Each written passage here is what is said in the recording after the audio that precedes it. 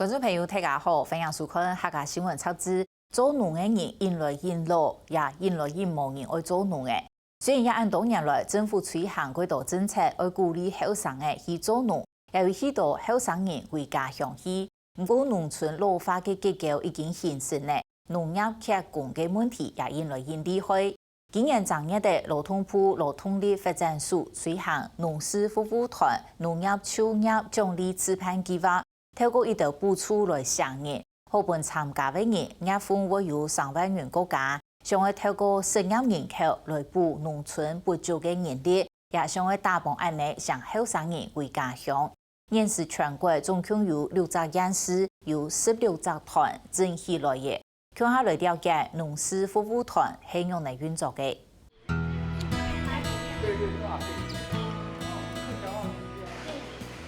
张静下来一粒一粒的富粮果，听作为甜甜整理、本季同包装，见到太春的时节，南头种富粮果的农民就会面对抢农业来天做的问题。如果从火龙果来讲的话，它是全年度都有工作要做，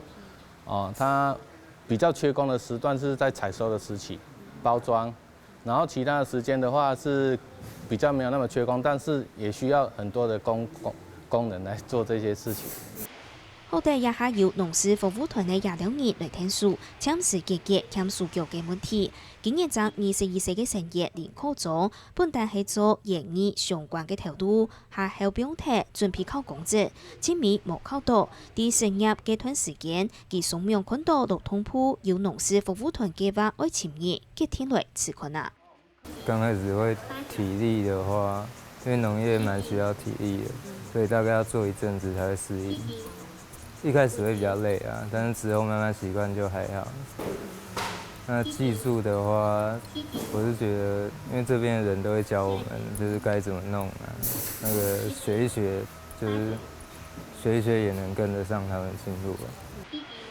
劳动部爱接农事服务团的成员，今年正月的意思推广，6月的陆续整理团队，现时总共有6只县市，总共16团，成员出题。当日得到同头家共和世界最大薪资，一张月有最高补助8800个元，头元月级最少就2个到3万元，不受想的1到2去报名。劳动部1个小时补助50块嘛，一天8小时400块，然后1个月最多22天哦，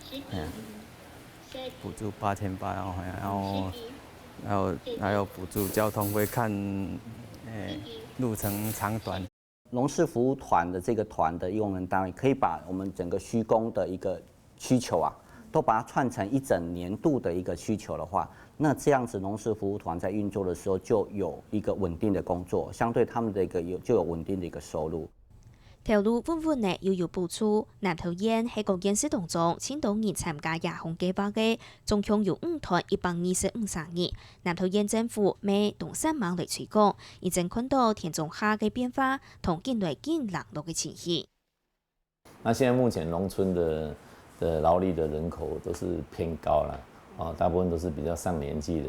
那所以很明显的就会有缺工的问题。那缺工的问题，当然就是走捷径嘛，就是找一些那个逃逸啦、违法违规的一些移工、国际移工，就是我们说的外劳，来填补这一块。亚红就业奖励计划係各縣市也係民間團體成立嘅用人單位，做地講係參加嘅成業勞工，真係農事服務團，同欠數據嘅農民一類欠薪嘅人，為負責農事服務團嘅亞頭人員同小農業主當中嘅調度分配工作。唔過亞頭農務人員頭擺單單唔是講中國，故所計劃未特別開嘅基礎訓練嘅課程。那為係落去以後，農場主業未為自家去搞。我們這個枝葉啊，像一些旁枝該修掉的啊，還是我們水分的控制啊，要顧好。中國經濟作物下尾掛嘅農民黃志雄，當地嘅搞增加業農事服務團莫結叫為一成員，佢會花時間來搞，就會希望愛培養出自家嘅工人。之前我們在找工啊，其實都是我們自己單打獨鬥，市場上要找工基本上可以說沒有這樣的渠道啦，目前的工一般都是亲朋好友介绍的朋友，以这样的方式居多啦。事实上，没有地方可以找类似这样的工人。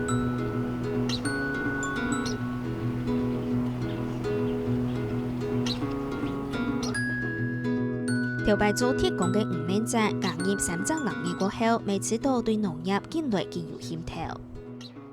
比較喜歡從事農業方面的，不然我以前也做鐵工也有在做啊，但是太累了啦，太累了。你看我曬成這樣子，你就知道了。本身對種植方面也蠻有興趣的啦。剛好因緣際會之下，朋友的推薦，才來從事這個工作。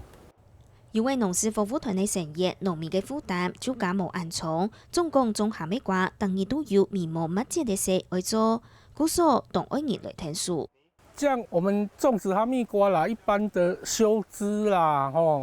它的水的灌溉啦，它基本的施肥啦，這個都是要有人每天在現場看顧它。當然啦，因為你工作有工作的話政府又很支持這個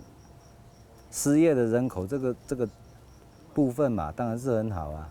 啲南頭主題中，各自嘅農民向人講，其實事田嘅農民未直接前無數腳來做事。參加嘅農務團成員主題為學各種嘅優點，其實體力玫瑰哪也好。插秧的話，它插完秧要在2個禮拜內就要把不足的地方要補足，要不然過了時間又再補的話，那個以後它生長起來就會青黃不接了。這個農業缺工的問題，可以就由這一次的那個農事服務團的成立而能得到馬上解決的困境。像這排這肥料，這一桶攏30多公斤呢。你像啊排開工誒，咱行到2卡落去哦，足忝的啦。就變成講，咱就做無要緊，有迄個價值，伊就甲咱教，咱就來學，肯學，伊就甲咱教，甲咱講了，咱就會曉，咱就做落，感覺安尼袂歹啦。當然啦，做工成本咧付出一寡努力嘅，這一定嘅道理嘅。而農事服務團做得穩定運作，就天作為由各責農務團內個人員做好分配同調度嘅工作，做頭家同成員之間嘅意圖橋。那他主要的工作就是負責我們20個農務人員他們的工作安排，就是幫他們找工作，然後安排工作，然後去了解他們上工的情況。像每個禮拜我都會這20個我都會現場的跑過一次。就是看他們工作情況，然後有什麼問題就直接跟我們訪問。管理員總專業係從現代學農業相關行業嘅上司，條下馬先落去農事服務團做實驗，也下先做管理員。故所機動了解一開始青年會有哪條困難。其實一開始我們協會在招募的時候有20個名人嘛，但是一開始其實不太順利，大概只招募到10幾個。然後那時候我們就很擔心，說會不會沒辦法成團。可是當錄取到20個之後，我們就發現，就是我們必須幫他們找工作，然後讓他們有工作去工，就有上工的情況，才能去符合這個計劃的一個精神。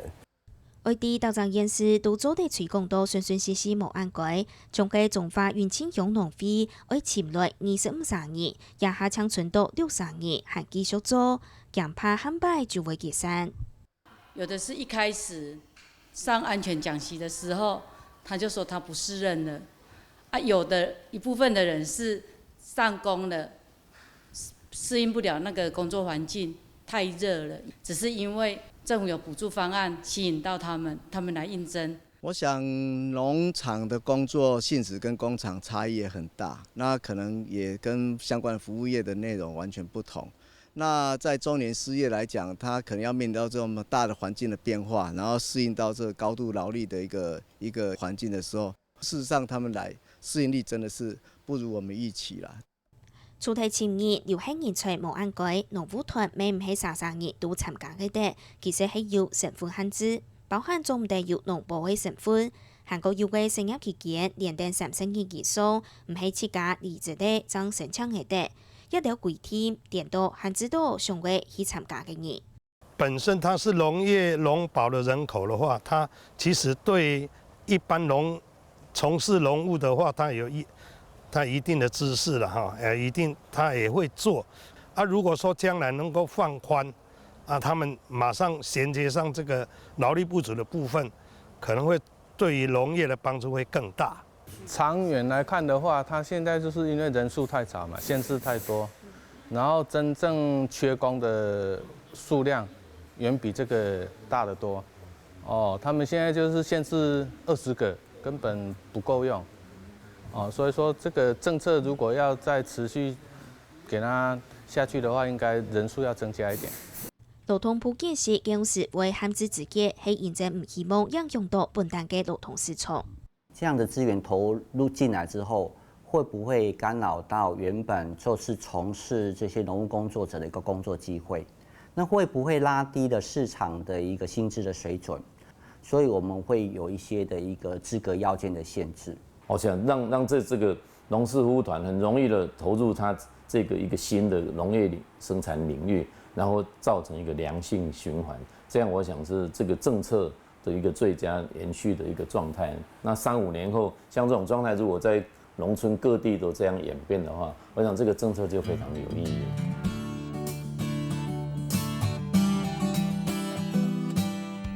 农事服务团的计划展开始做，未去中央政府嘅合意，不过还係有依度嘅抗议，等等各团同劳动部向下嚟檢討結結。